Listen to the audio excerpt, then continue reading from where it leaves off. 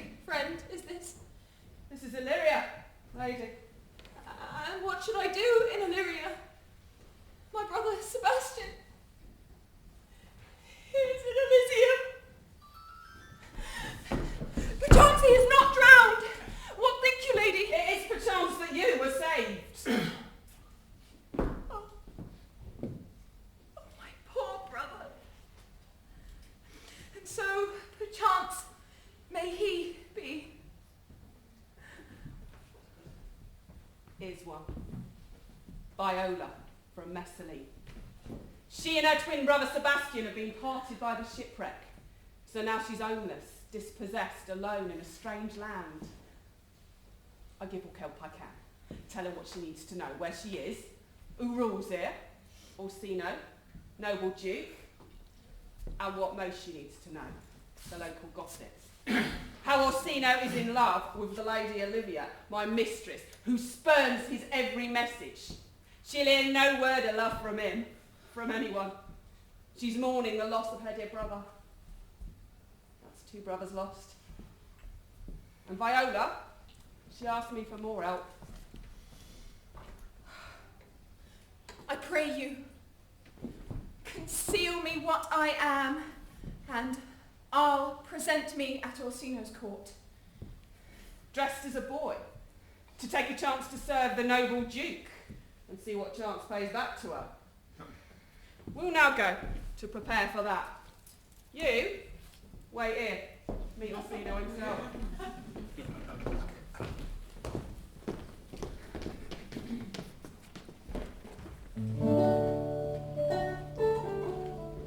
Oh, if music be the food of love, play on. Give me excess of it, that surfeiting the appetite may sicken and so die. Oh, strain again. It had a dying thought.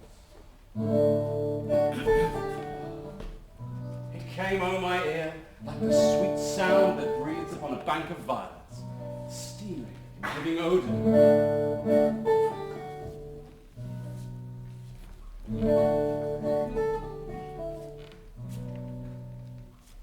Enough! No more. It is not so sweet now as it was before. Oh, when mine eyes did see Olivia first, methought she purged the air of pestilence. How now? What news from her? So please my lord, I might not be admitted, but from her handmaid do return this answer. The element itself, till 7 years' heat, shall not behold her face at ample view, but like a cloistress she will veiled walk, and water once a day her chamber round with eye-offending brine. Oh, she that hath a heart of that fine frame, to pay this debt of love but to a brother. How will she love when the rich golden shaft hath killed the flock of all affections else that live in her?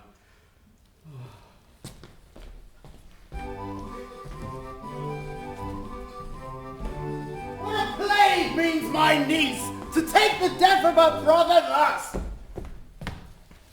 I'm sure care's an enemy to life. Oh, by my troth, Sir Toby, you must come in earlier a night. My lady, your niece, takes great exception to your ill hours. You must confine yourself within the modest limits of order. Confine? I'll confine myself no finer than I am. These clothes are good enough to drink in. And so be these boots, too. Yeah, and that quaffing and drinking will undo you. I heard my lady talk of it yesterday, and of a foolish knight you brought in one night here to be her wooer. Oh, Sir Andrew Aguchi? Aye, he. Oh, he's as tall a man as any is in Illyria. What's that to the purpose? He has 3,000 ducats a year. Aye, but he's a very fool and a prodigal. Fie that you should say so. He speaks 3 or 4 languages, word for word, without book, and hath all the good gifts of nature. Oh, he hath indeed almost natural, but besides that he's a fool. He's a great quarreller, but then he hath the gift of a coward to allay the gusty up in quarrelling. 'Tis thought among the prudent he'd quickly have the gift of a grave. By this hand they are scoundrels and subtractors. To say so of him, who are they? Later that, moreover, he's drunk nightly in your company. With drinking health to my niece. Yeah. I'll drink to her as long as there's a passage in my throat and drink in Illyria. What wench? Here comes Sir Andrew Agerface. Sir Toby Belch! How now, Sir Toby Belch? Sweet Sir Andrew. Bless you, fair shrew. Oh, fare ye well, gentlemen. Knight, thou lackst a cup of canary. When did I see thee so put down? Oh, never in your life, I think, unless you see canaries put me down. I'll ride home tomorrow, Sir Toby. Pourquoi, my dear knight? What is pourquoi? Do or not do? Oh, I would that I'd bestowed the time and the tongues that I have in fencing, dancing. Oh, but had I but followed the arts. Then hadst thou had an excellent head of hair. Why, would that have mended my hair? Past question, I see it won't curl by nature. But it becomes me well enough, does it not? Excellent. It hangs like flax on a distaff. And I should like to see a housewife take thee between her legs and spin it over. Oh, faith, I'll home tomorrow, Sir Toby. Your niece will not be seen, or if she be, it's 4-1 to none of me. Well, she'll know the count. I've heard her swear it. Tut, there's life in it, man. I'll stay a month longer. I am a fellow with the strangest mind in the world. I delight in masks and revels, sometimes altogether. Wherefore are these things hid? Wherefore these are gifts a curtain before them? Why dost thou not go to church in a galleon and come home in a coranter? My very walk should be a jig. I have thought, by the excellent constitution of thy leg, that it were formed under the star of a galleon. Aye, it is strong. Shall we send back some rebels? What shall we do else? Were we not born under Taurus? Taurus? That's like heart. No, sir! It's legs and thighs! Come on! Let me see thee caper higher! Higher! Excellent!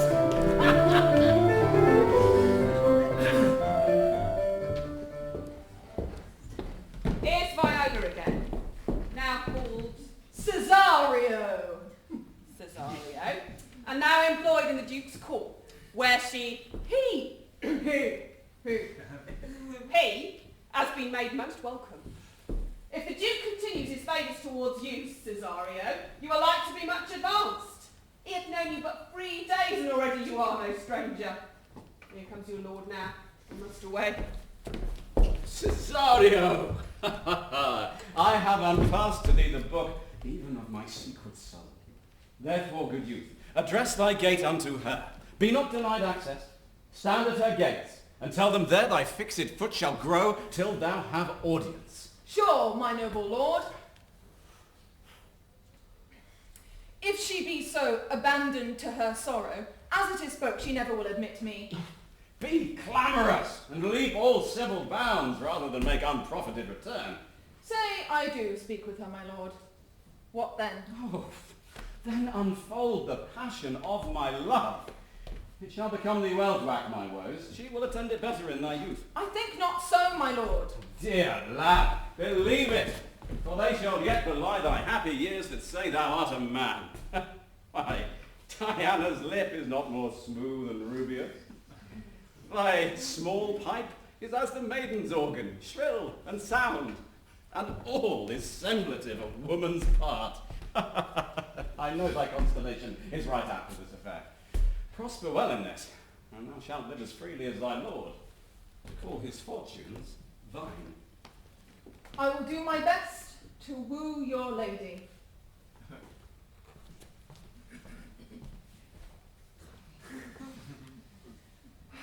Yet a barful strife, whoe'er I woo, myself would be his wife.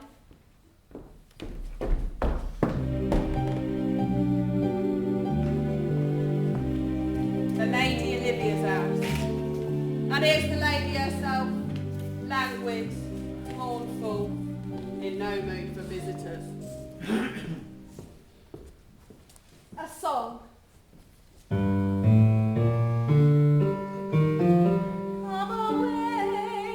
Come away, death, and in sad Cyprus let me be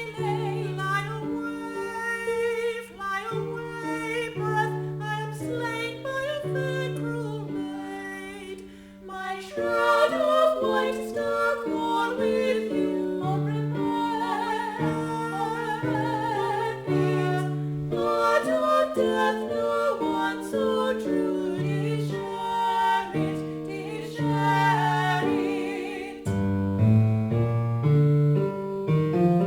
Not a flower sweet on my black coffin, let them be strewn.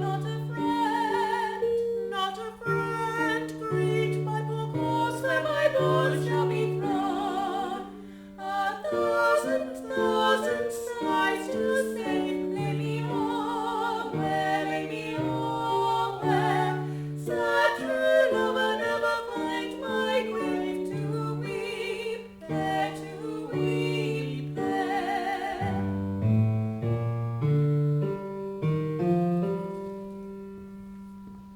Madam, there is at the gate a young gentleman much desires to speak with you. From the Count Orsino, is it? It is. 'Tis a fair young man and well attended, but Malvolio has gone to the gate, madam, to send him packing. Here he comes now. Madam, yon young fellow swears he will speak with you. I told him you were sick. He takes it on him to understand so much, and therefore he comes to speak with you.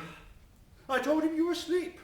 He seems to have more knowledge of that too, and therefore he comes to speak to you. What's to be said to him, lady? He's fortified against any denial. Tell him he shall not speak with me. Has been told so, and says he'll stand at your door like a sheriff's post and be a supporter to a bench, but he'll speak with you. What kind of man is he? Why, of mankind?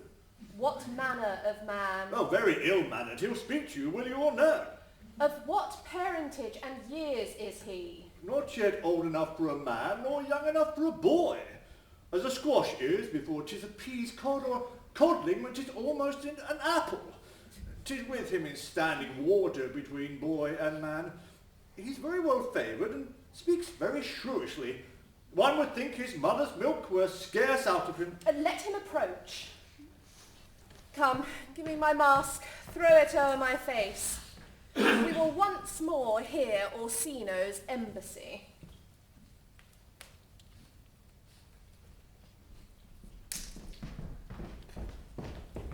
The honourable lady of the house, which is she? Speak to me, I will answer for her.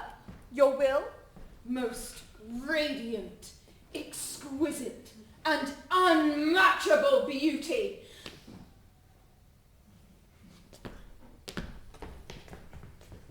I pray you, tell me if this be the lady of the house, for I never saw her.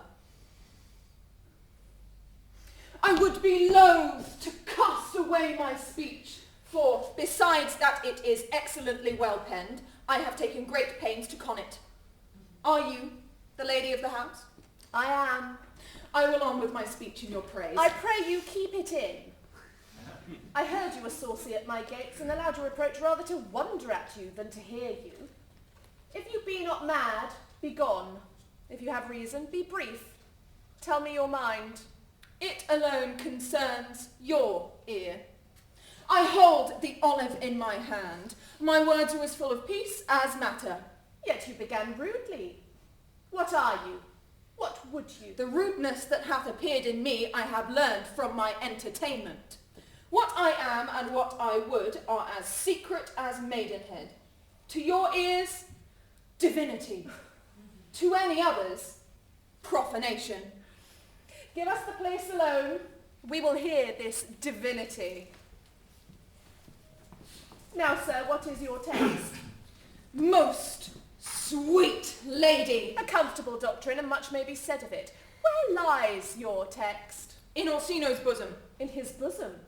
In what chapter of his bosom? To answer by the method, in the first of his heart. Ah, I have read it. It is heresy. Have you no more to say? Good madam, let me see your face. Have you any commission from your lord to negotiate with my face? Now you are out of your text. Then we will draw the curtain and show you the picture. Look you, sir, such a one I was this present. It's not well done. 'Tis excellently done, if God did all. Oh, 'tis in grain, sir. 'Twill endure wind and weather. 'Tis beauty truly blent. Lady, you are the cruelest she alive if you will lead these graces to the grave and leave the world no copy. Oh, sir, I will not be so hard-hearted. I will give out divers schedules of my beauty. It shall be inventoried and every particle and utensil labelled to my will as item 2 lips, indifferent, red. Item 2 grey eyes with lids to them. Item 1 neck, 1 chin, and so forth. Were you sent hither to praise me? I see you what you are. You are too proud. But if you were the devil, you are fair. My lord and master loves you. Oh, such a love could be but recompense, though you were crowned the nonpareil of beauty. How does he love me? With adorations, fertile tears, with groans that thunder love, with sighs of fire. Your lord does know my mind. I cannot love him. Yet I suppose him virtuous, know him noble, of great estate, of fresh and stainless youth, in voices well divulged, free, learned and valiant, and in dimension and the shape of nature, a gracious person, but yet I cannot love him. He might have took his answer long ago. If I did love you in my master's flame, with such a suffering, such a deadly life, in your denial, I would find no sense, would not understand it. Why? What would you? Make me a willow cabin at your gate, and call upon my soul within the house. Write loyal cantons of condemned love, and sing them loud, even in the dead of night. Hallow your name to the reverberate hills, and make the babbling gossip of the air cry out, Olivia! Oh, you should not rest between the elements of air and earth, but you should pity me. You might do much. What is your parentage? Above my fortunes, yet my state is well. I am a gentleman. Get you to your lord. I cannot love him. Let him send no more. Unless, perchance, you should come to me again to tell me how he takes it. Fare you well.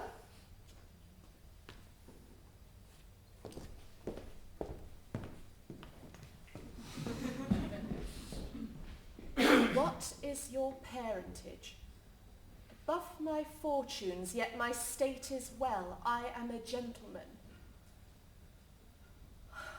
I'll be sworn thou art. Thy tongue, thy face, thy limbs, actions, and spirit do give thee fivefold blazon. Oh, not so fast. Soft, soft. Unless the master were the man.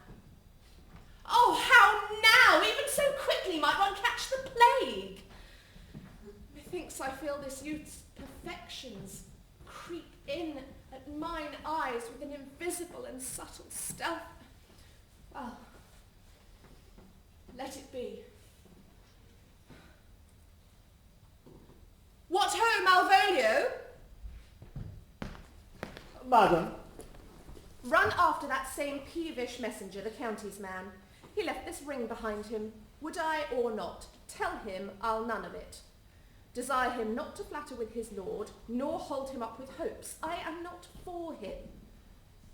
If that the youth should come this way again tomorrow, I'll give him reasons for it. Hie thee, Malvolio. Madam, I will.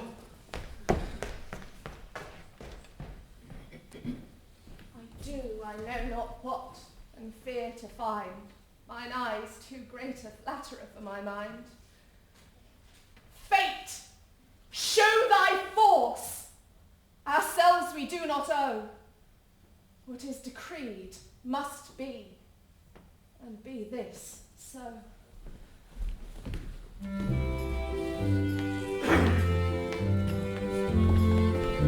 Back at the coast, where Viola was first washed ashore. Will you stay no longer, nor will you not that I go with you? By your patience, no. My stars shine darkly over me. The malignancy of my fate might perhaps distemper yours. Therefore, I shall crave you of your leave, that I might bear my evils alone. Let me yet know of you whether you are bound. No, sir, my determinate voyage is mere extravagancy. But I perceive in you so excellent a touch of modesty that you will not extort from me what I am willing to keep in. Therefore it charges me in manners the rather to express myself. You must know of me then, Antonia. My father left behind him myself and a sister, both born in an hour. If the heavens had been pleased, would we so had ended? But you, sir, altered that. For some hour before you took me from the breach of the sea was my sister drowned. Oh, bless the day. A lady, sir, though it is said she much resembled me, was by yet of many accounted beautiful. She's drowned already, sir, with salt water. I seem to drown her remembrance again with more. This is her brother, Sebastian, thought to be lost at sea.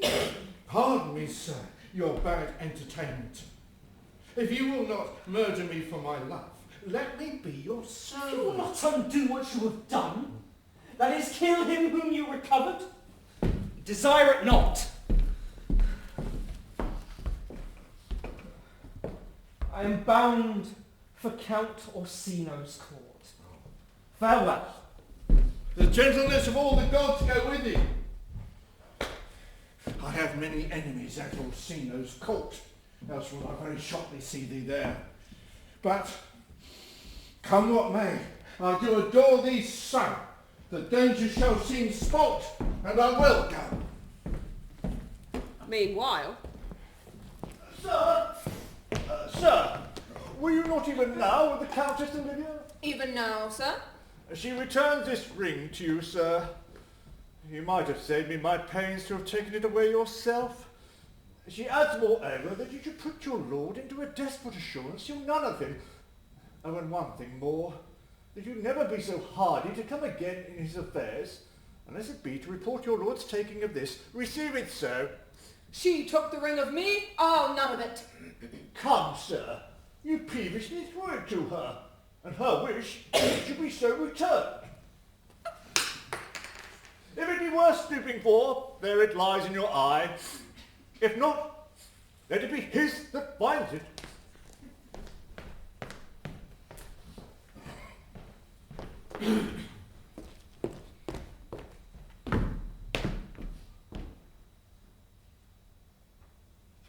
I left no ring with her. What means this lady? Fortune forbid my outside have not charmed her. She made good view of me, indeed so much that they thought her eyes had lost her tongue, for she did speak in starts distractedly. Oh, she loves me, sure. Poor lady, she would better love a dream. Disguise, I see thou art a wickedness wherein the pregnant enemy does much. How will this fadge? My master loves her dearly, and I, poor monster, fond as much on him. And she, mistaken, seems to dote on me. Oh, what will become of this?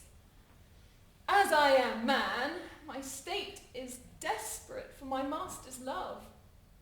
As I am woman, well, alas the day, what thriftless sigh shall poor Olivia breathe?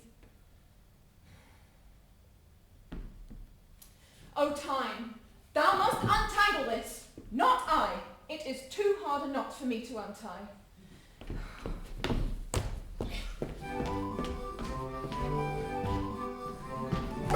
Sir Andrew.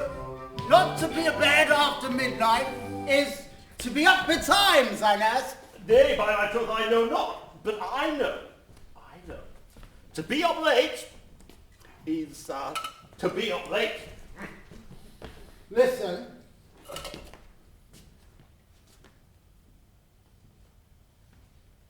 I hear nothing, Sir Toby. Just, a plague on the silence of this house! Let's have a song. Oh, a song.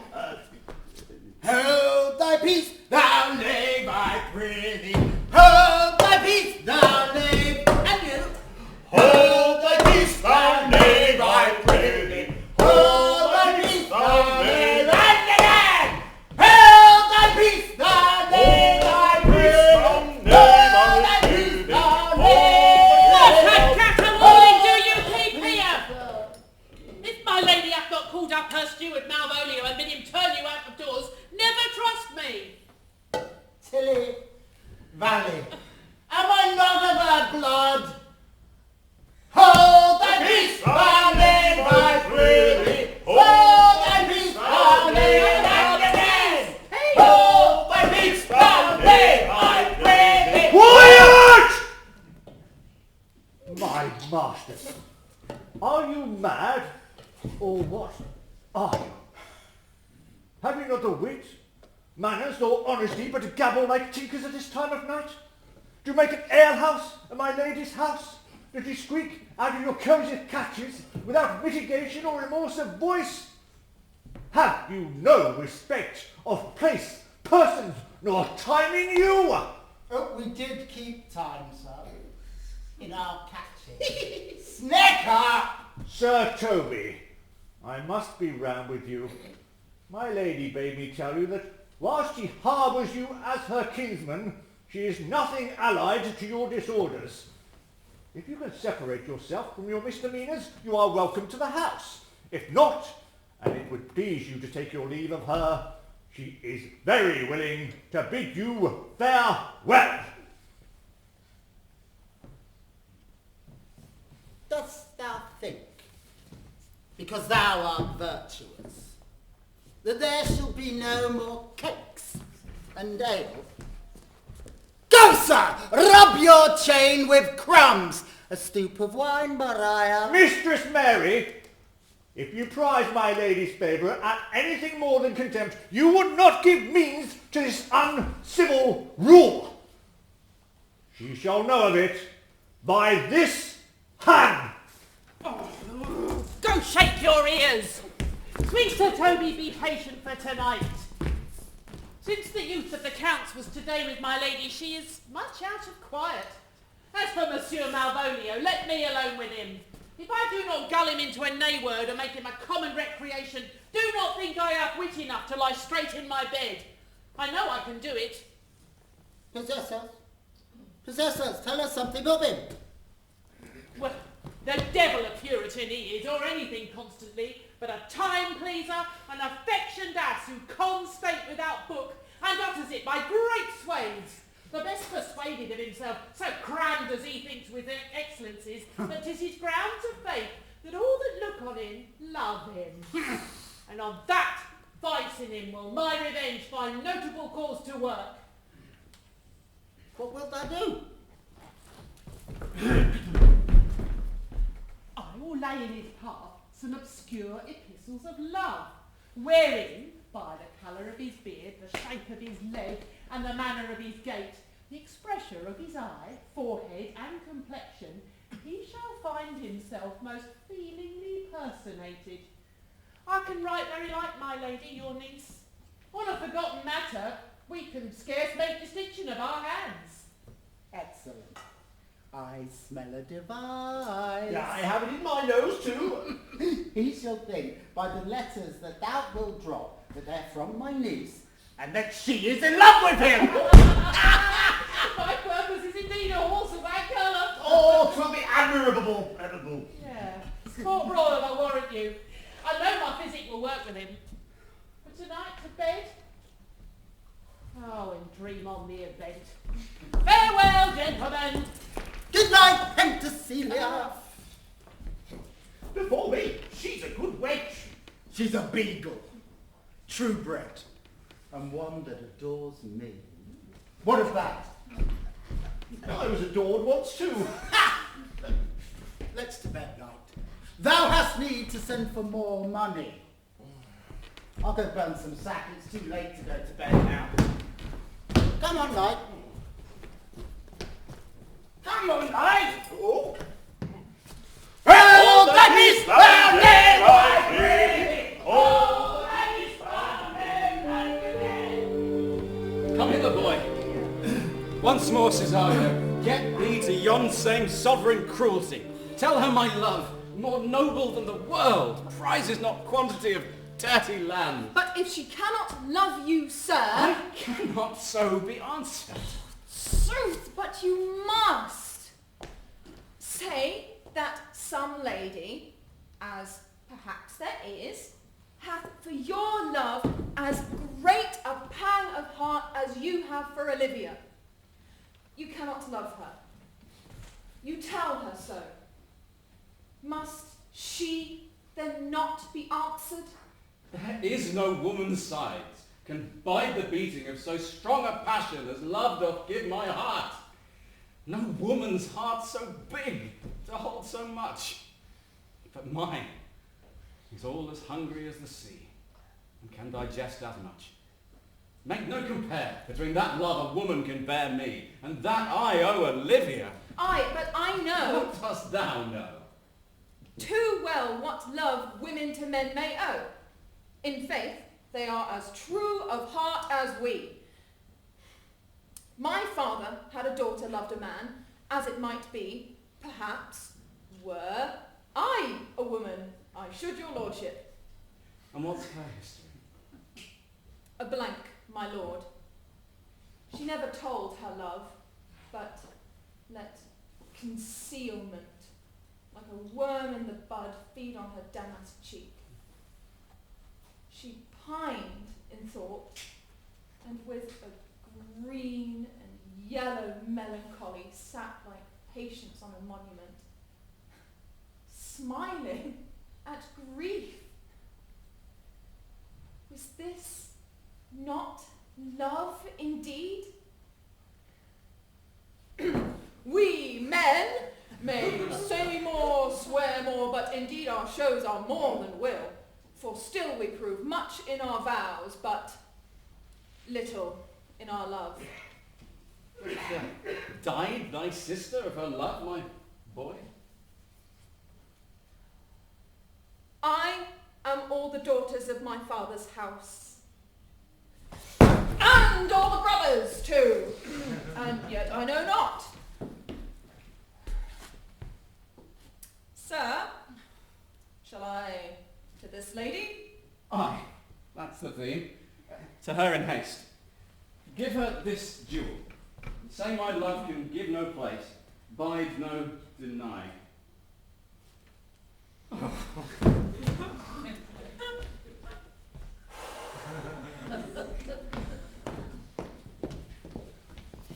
So, while Viola, Cesario, takes Olivia the jewel and Orsino stays at home to moan, I have Mariah's letter to deliver to Malvolio, or rather to drop in his way where he cannot fail to find it. To be Count Malvolio, having been 3 months married to her, sitting in my state, calling my officers about me in my branched velvet gown, having come from a daybed where I have left Olivia sleeping. My kinsman, Toby, approaches, curtsies there to me. I extend my hand to him thus, quenching my familiar smile with an austere regard of control, and say, Cousin Toby, my fortunes having cast me on your niece, give me this requisite of speech. You must amend your drunkenness. Besides, you waste the treasure of your time with a foolish knight. Oh! What do we hear? M-O-A-I. Why, every one of these letters is in my name. the soft, his praise. If this fall into my hand, revolve.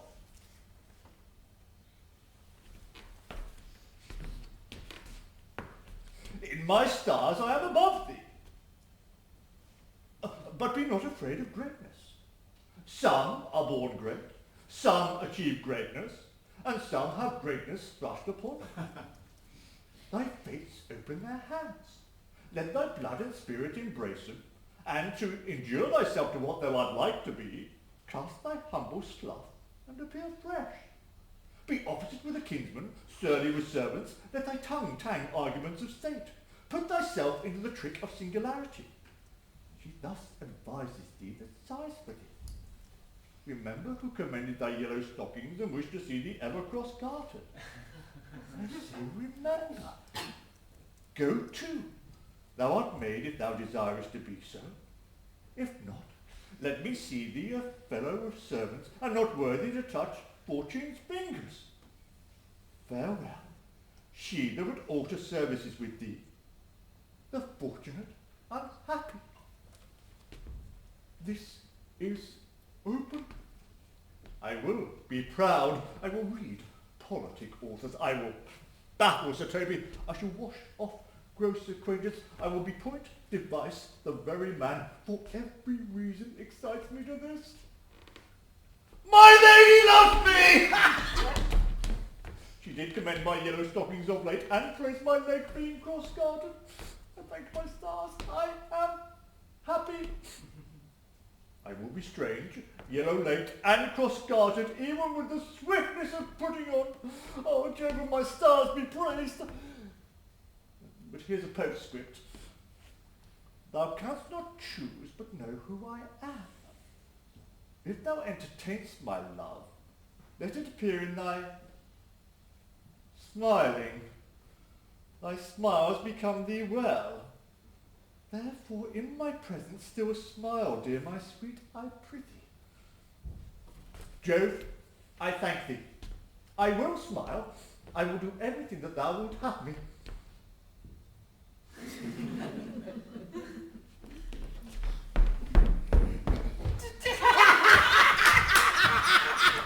I could marry the wench for this device. Oh, so could I too. And ask no other dowry but to such another jest. Nor I neither. Nay, but say true, does it work upon him? Like aqua vitae to the midwife. If you will then see the fruits of the sport, mark his first approach before my lady, for he will come to her in yellow stockings.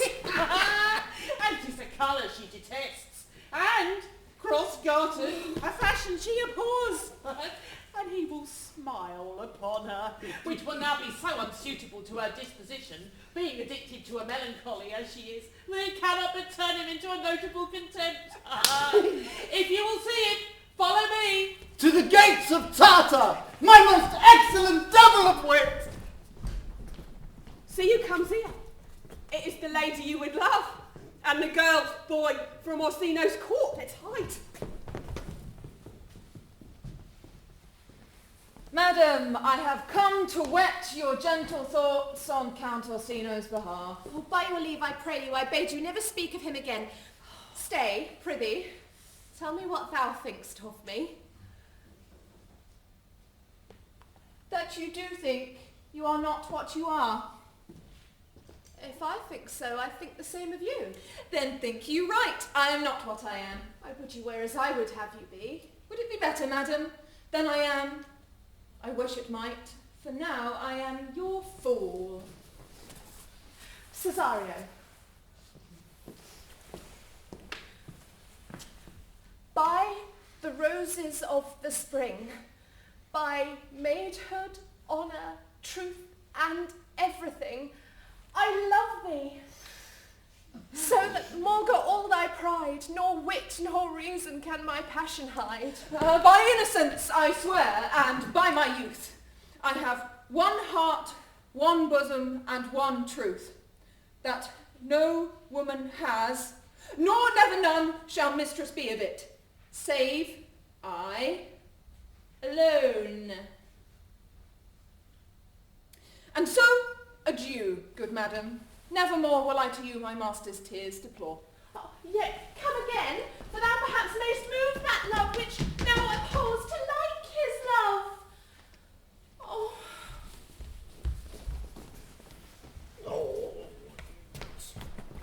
Sir Andrew's seen enough.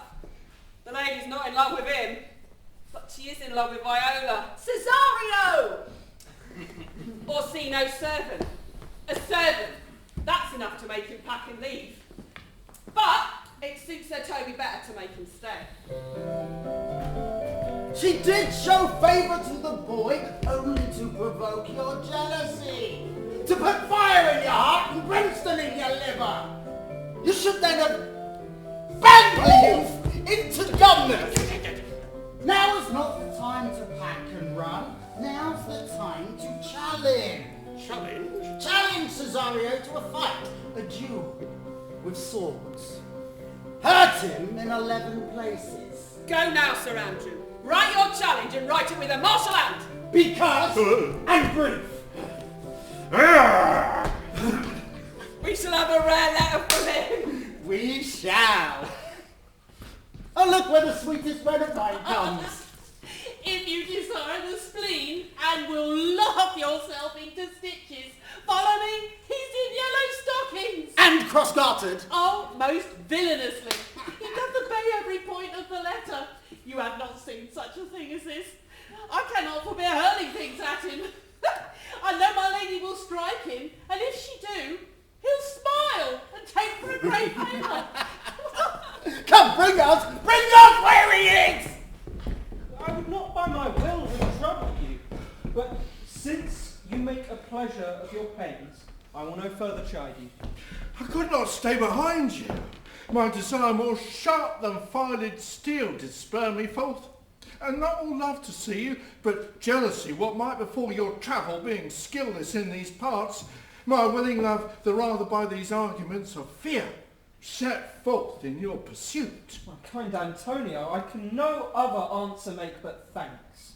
What's to do then? Shall we go and see the relics of this town? Tomorrow, sir. Best first go see your lodging, eh? I'm not weary, and 'tis long tonight.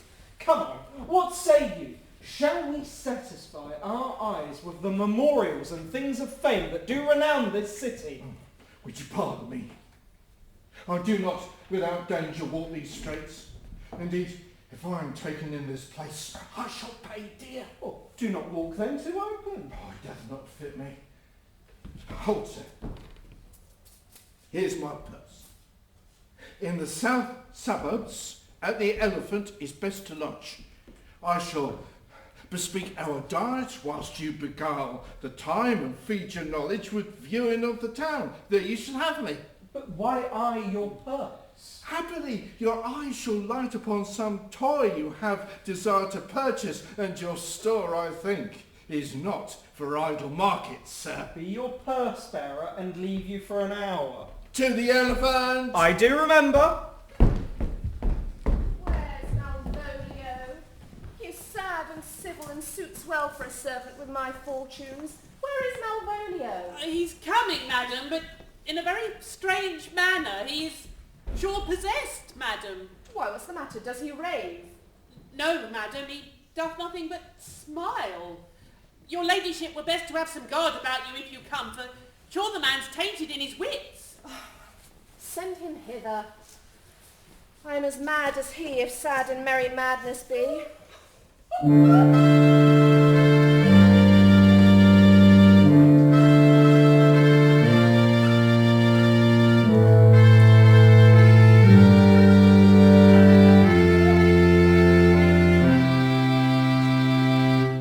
How now, Malvolio? Sweet lady, ho ho. Smilest thou? I sent for thee upon a sad occasion. A sad lady, I could be sad. It does make some obstruction in the blood, this cross-gartering, but what of it? If it please the eye of one, 'tis with me as the true sonnet is. Please one, and please all. Why, how dost thou, man? What is the matter with thee? Not black in my mind, though yellow in my leg. It did come to his hand, and commands shall be executed. I think we do know the sweet Roman hand. Wilt thou go to bed, Malvolio? Bed! Aye, sweetheart, and I'll come to thee. Comfort thee. Why dost thou smile so and kiss thy hand so oft? How dost thou, Malvolio? Why appear thou thus with such ridiculous boldness before my lady? And be not afraid of greatness, 'twas well writ. What meanst thou by that, Malvolio? Some are born great. Huh?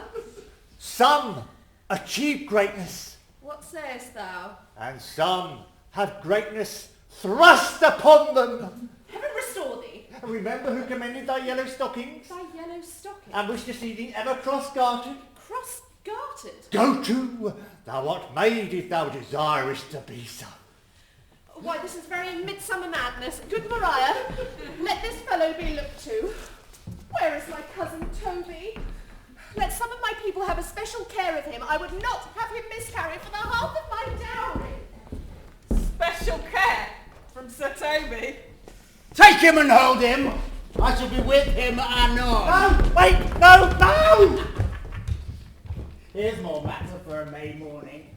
Sir Andrew's written his letter to... Cesario. He thinks it's sharp.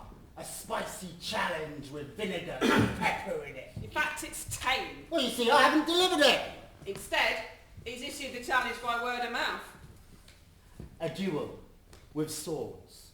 I've convinced them both that they must face the most skillful, bloody, and fatal opposite that they could possibly find in any part of Illyria. And they both believe it.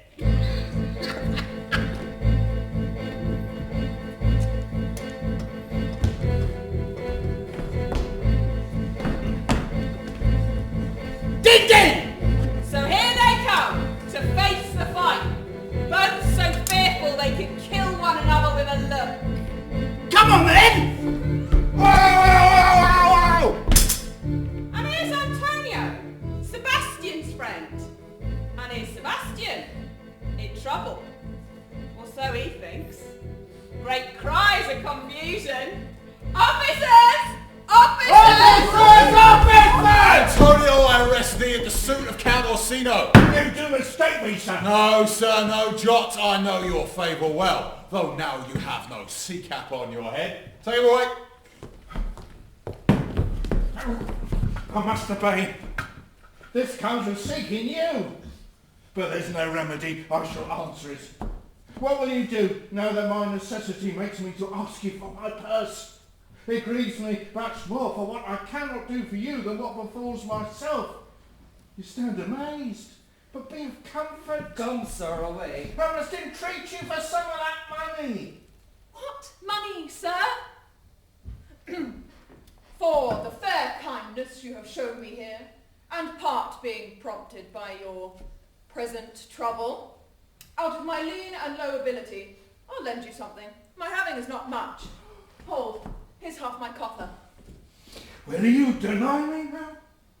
Do not tempt my misery, lest it make me so unsound a man as to upbraid you with all those kindnesses that I have done for you. I know of none, nor know I you by voice or any other feature. Come, sir, I pray you, Let me speak a little.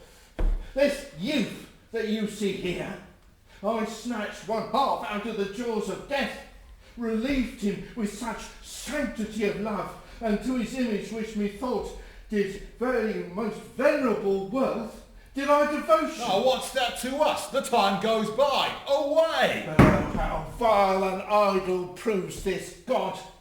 Thou hast, Sebastian, done good feature shame. In nature there's no blemish but the mind, none can be called deformed, but the unkind. Man grows mad. Away, Come, leave me. sir. Leave me on.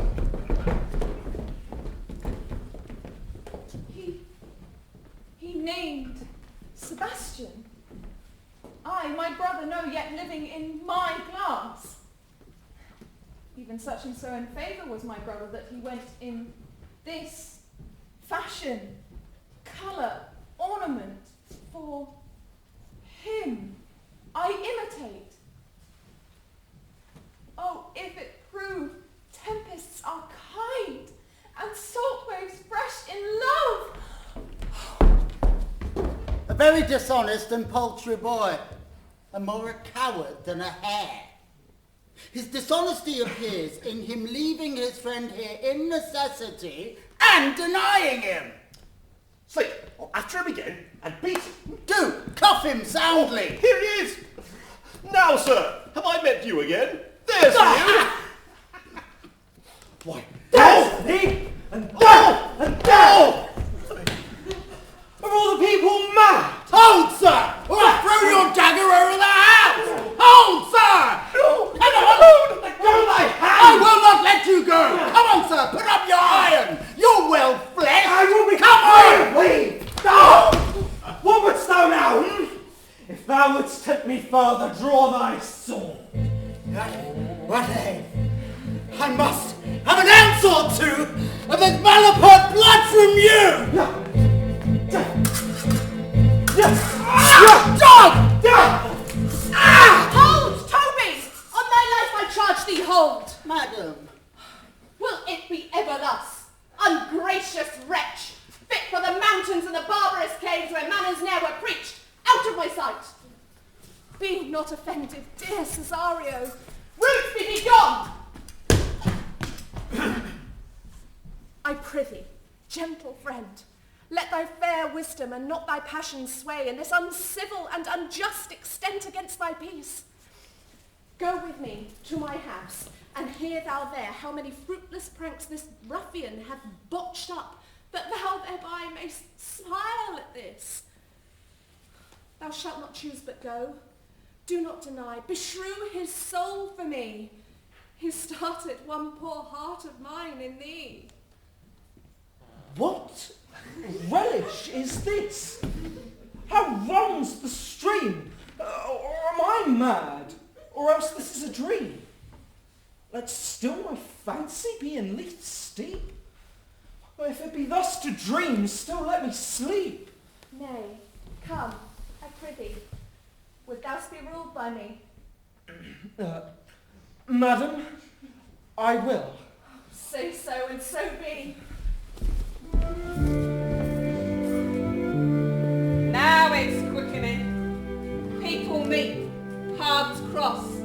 Brother, sister, lover, enemy. And what of Malvolio and Sir Toby's special care of him?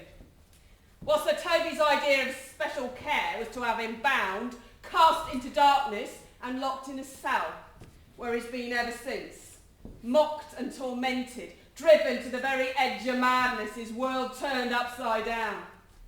Poor fool. One favour he has been granted, though, the chance to write a letter. I have it here, to the Lady Olivia. My task? To see it reaches her.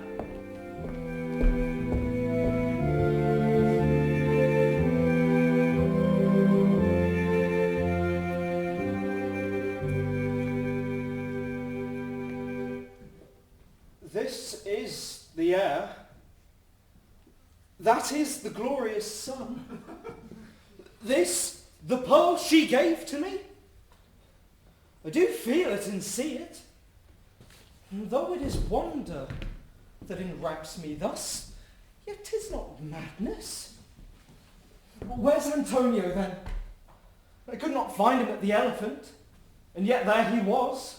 And there I did find this credit, that he did range the town to seek me out. His counsel now might do me golden service, for though my soul disputes well with my sense that this may be some error, but no madness, yet doth this accident and flood of fortune so far exceed all instance, all discourse, that I am ready to distrust mine eyes that persuade me to any other trust, but that I am mad. Or else the lady's mad. Yet, if 'twas so, she could not sway her house, command her followers, take and give back affairs and their dispatch with such a smooth, discreet and stable bearing as I perceive she does. There's something in it. That is deceivable. Oh, but here the lady comes. Blame not this haste of mine. If you mean well, Now go with me and with this holy man into the chantry by, and there, before him and underneath that consecrated roof, plight me the full assurance of your faith, that my most jealous and too doubtful soul may live at peace. What do you say? Madam, I will go with this man, and having sworn truth, ever will I be true. Then lead the way, good father, and heavens so shine that they may fairly note this act of mine.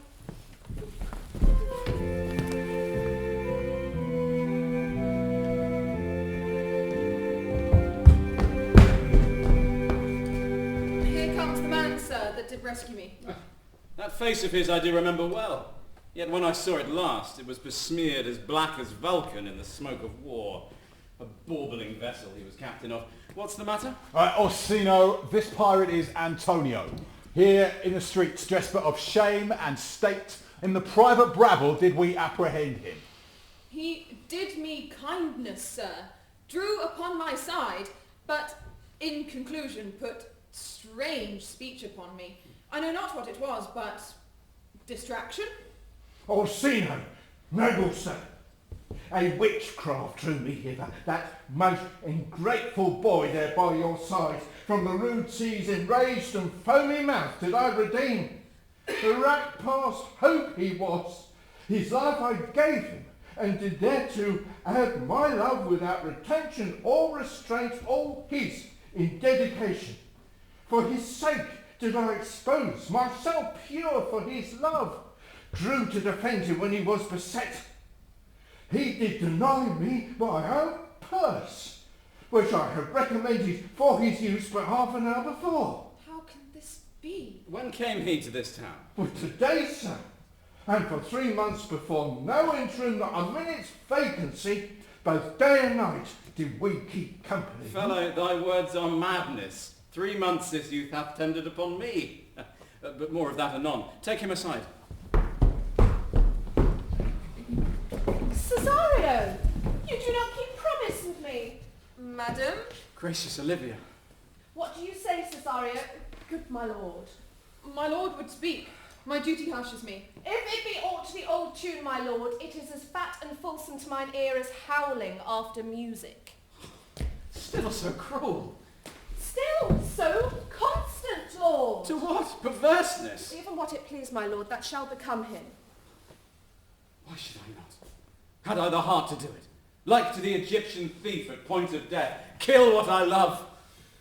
Live you the marble-breasted tyrant still, but this, your minion, whom I know you love, and whom by heaven I swear I tender dearly, him will I tear out of that cruel eye, where he sits crowned in his master's spite. Come, boy, with me. I'll sacrifice the lamb that I do love, to spite a raven's heart within a dove. And I most jocund, apt, and willingly to do you rest 1,000 deaths would die. Where goes Cesario? After him I love, more than I love these eyes, more than my life, more by all mores than I shall ever love wife. I me detested, how am I beguiled? Who does beguile you? Who does do you wrong? Hast thou forgot thyself? Is it so long? Call forth the Holy Father. Come, away. Whither, my lord? Cesario, husband, stay. A husband? Aye, husband, can he that deny? Her husband, sirrah? No, sir, not I. Do not fear, Cesario, take thy fortunes up. Father, I charge thee by thy reverence here to unfold what thou dost know hath newly passed between this youth and me. A contract of eternal bond of love, strengthened by, confirmed by mutual jointer of your hands, attested by the holy close of lips, strengthened by interchangement of your rings, and all the ceremony of this compact sealed in my function by my testimony. Oh, thou dissembling cub! What wilt thou be when time hath sowed a grizzle on thy face? Farewell, and take her! but direct thy feet where thou and I henceforth may never meet. My lord, I do protest. Oh, you're a surgeon. Send one presently to Sir Toby. What's the matter? I've brought my head across and given Sir Toby a bloody coxcomb too. Well, who has done this, Sir Andrew? Oh, the Count's gentleman, one Cesario. We took him for a coward, but he's the very devil incarnate. My gentleman, Cesario. My big he is. You broke my head for nothing. Why do you speak to me? I never hurt you. You drew your sword upon me without cause, but I spake you fair and hurt you not. If a bloody coxcomb be a hurt, you have hurt me. Here comes Sir Toby, halting. You shall hear more. How now, gentlemen? How is it with you? That's all one. He has hurt me, and there's an end on it. I'll help you, Sir Toby, because we'll be dressed together. Will you? Will you help me? An asshead, a coxcomb, and a knave. A thin-faced knave. A gull! Oh. Get this fellow to bed and let his hurt be looked to. Forgive me, madam, for I have hurt your kinsman. You throw a strange regard upon me, and by that I do perceive it hath offended you. Pardon me, sweet one, even for the vows we made each other but so late ago.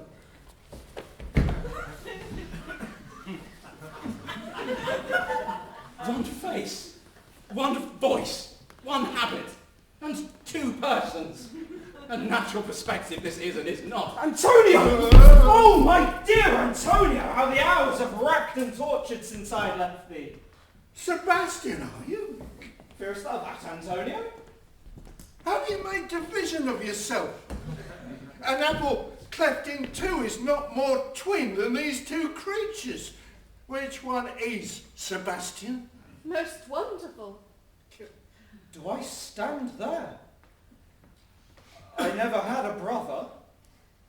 I had a sister, whom the blind waves and surges devoured. Of charity, what kin are you to me? What countryman?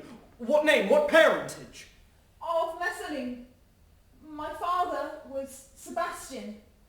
Such as Sebastian was my brother, too. And so went he suited to his watery tomb. If spirits can assume both form and suit, you come to fright us. Spirit I am indeed. But am I in that dimension grossly clad? Were you a woman? As the rest goes even, I should my tears let fall upon your cheek and say thrice welcome, drowned Viola. My father had a mole upon his brow. And so had mine. And died that day when Viola from her birth had numbered 13 years. Oh, that record is lively in my soul. Well, if not, let's make us happy both at this my masculine usurped attire. Do not embrace me until each circumstance of place, time, fortune to cohere and jump that I am Viola. I was preserved to serve this noble count. And all the occurrence of my fortune since hath been between this lady and this lord. Oh, so comes it, lady. You have been mistook. You would have been contracted to a maid. Nor are you therein by my life deceived. You are betrothed both to a maid and a man. Be not amazed, right noble is his blood. If this be so, as yet the glass seems true, I shall have share in this most happy wreck. Boy, thou hast said to me 1,000 times thou never shouldst love woman like to me. And all those sayings will I overswear, and all those swearings keep as true in soul as doth that orbed continent, the fire that severs day from night. Give me thy hand. Your master quits you. For your service done him, here is my hand. You will from this time be your master's mistress. And let me see thee in thy woman's weeds. Cesario. Viola! My lady, Malvolio has written you a letter. We'll open it and read it. By the Lord, madam, you wrong me, and the world shall know it. Though you have put me into darkness and given your drunken cousin rule over me, yet have I the benefit of my senses, as well as your ladyship. I have your own letter, that induced me to the semblance I put on, with the which I doubt not to do myself much right, or you much shame. Think of me as you please. I leave my duty a little unthought of, and speak out of my injury. The madly used Malvolio. Did he write this? Aye, madam. Call him forth, sent him delivered. My lord, these things further thought on, so please you, to think me as well a sister as a wife. One day shall crown the alliance on it, so please you here at my house and at my proper cost. Madam, I am most apt to embrace your offer. Is this the madam? Aye, my lord, the same. How now, Malvolio? Madam, you have done me wrong. Notorious wrong. Have I, Malvolio? No! Lady, you have. I pray you peruse that letter. You must not now deny it is your hand. Write from it if you can, in hand or phrase. Say it's not your seal, not your invention. You can do none of this. Why have you suffered me to be imprisoned? Kept in a dark house? Tell me why! Alas, Malvolio, this is not my writing. Though I confess much like the character, but out of question 'tis Maria's hand. And now I do bethink me, it was she who first told me thou wast mad, then camest in smiling, and in such forms that were presupposed upon thee in the letter. Oh, prithee, be content. This practice hath most shrewdly passed upon thee, but when we know the grounds and authors of it, thou shalt be both the plaintiff and the judge of thine own cause. Madam, Maria writ the letter, at Sir Toby's great importance, in recompense whereof he hath married her. Alas, poor fool, how they have baffled thee. I'll be revenged on the whole pack of you! He hath been most notoriously abused. Pursue him and entreat him to appease. Meantime, sweet sister, we will not part from hence. Cesario, come! For so you shall be whilst you are a boy. But when in other habits you are seen, Orsino's mistress, and his fancy's queen.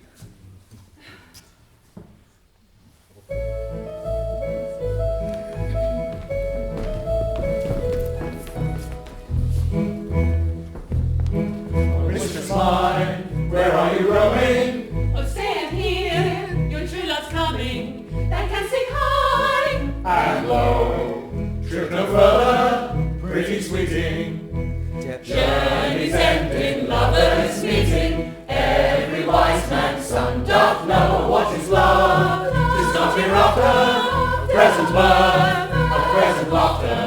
What is to come is still unsure. In delay, lost of plenty. Then come and kiss me, sweet and twenty. Use the stuff will not endure. Oh, mistress mine, where are you roaming? Oh, stay a while, your true love's here. Journeys ending, lovers meeting. Everyone can know what is love.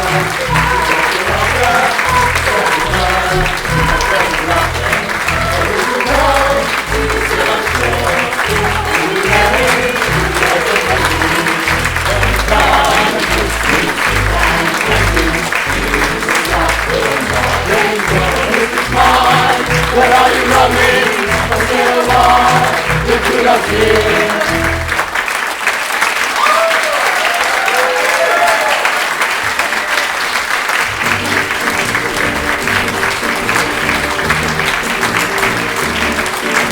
Thank you.